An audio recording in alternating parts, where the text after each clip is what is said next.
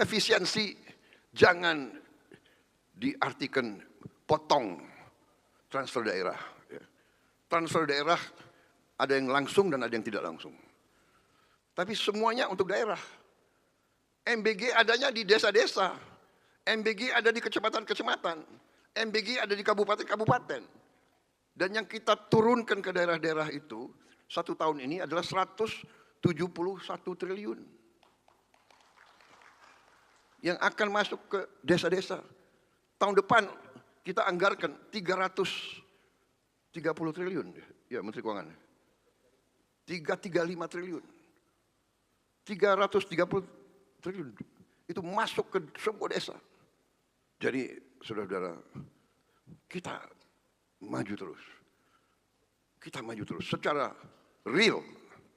Secara real. Setiap hari terus meningkat. Sampai di ujungnya Desember 82,9 juta penerimaan manfaat anak-anak, semua anak Indonesia, termasuk ibu-ibu yang sedang hamil. Anggaran tahun ini, tahun depan kan dipotong, tahun ini sempat dipotong juga kan. Jadi mereka protes sama dengan Anda kayaknya udah sama deh cara berpikirnya dengan bupati atau gubernur. Kenapa dipotong? Kami nggak bisa bergerak kira-kira gitu. Tapi alasan potongnya itu Kak, utamanya dulu karena banyak penyelewengan. Artinya nggak semua uang yang dipakai dengan betul. Jadi itu yang membuat pusat agak, bukan saya ya, pemimpin itu agak keras dengan itu, ingin mengoptimalkan. Jadi sebetulnya kalau uang yang di daerah bertambah. Jadi kan di transfernya kan turun 200 ya.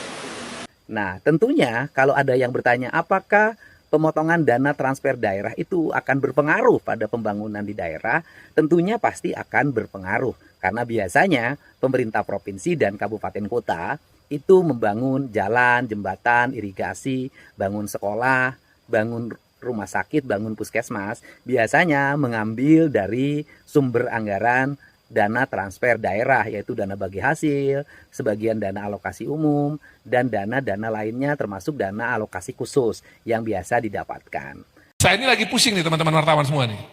Karena tahun depan ini akan berlaku undang-undang hubungan pusat dan daerah, keuangan pusat dan daerah itu, belanja PNS harus 30%, harus itu terus.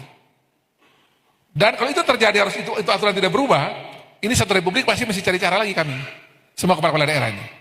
Itu saya sudah panggil sama kepala BKD dan kepala keuangan, berapa sih yang harus hilang kalau model begini? Berapa harus kita rumahkan? Dari 12.000 P3K-nya punya Pemda itu, 19.000 mesti saya rumahkan.